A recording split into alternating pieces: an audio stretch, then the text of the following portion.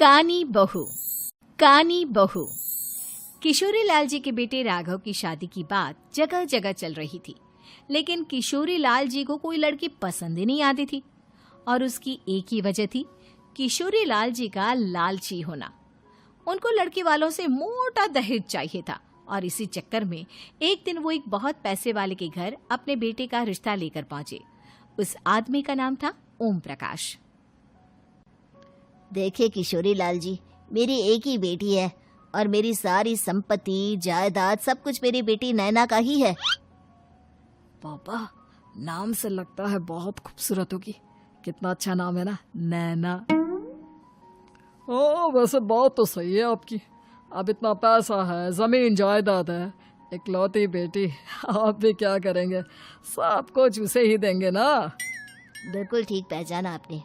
बस बेटी की शादी और सारी जायदाद उसके नाम। पापा, बिना देखे हाँ कर दीजिए ना। इतना अच्छा रिश्ता फिर कहाँ मिलेगा? माला माल हो जाएंगे हम। मैं अपनी बेटी को बुलाता हूँ। अरे नहीं नहीं नहीं नहीं, आपकी बेटी का नाम नैना है, सुनकर ही लगता है बहुत सुंदर होगी। रहने दीजिए अंकल, मैं तो आपकी बेटी के नाम से ही इतना खुश हो गया हूँ कि उसे बिना देखे शादी करने को तैयार हूँ।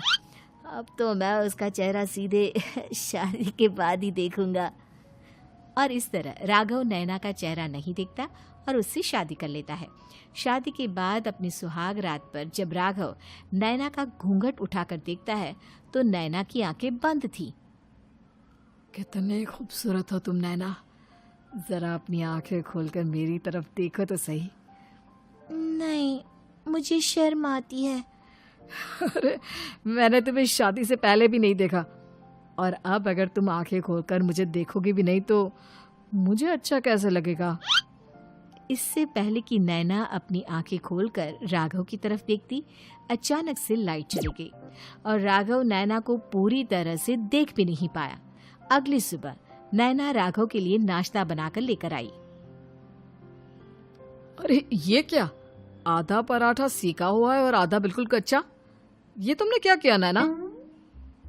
बहू, तुमने क्या आधा पराठा तवे से नीचे लटका कर रखा था, जो आधा सेका है और आधा कच्चा? मुझे जितना दिखेगा उतना ही तो सीखूंगी ना पापा जी। जहाँ जहाँ मुझे नजर आ रहा था वहाँ मैंने सीख लिया, जहाँ जहाँ नहीं दिखा वहाँ कच्चा रह गया होगा।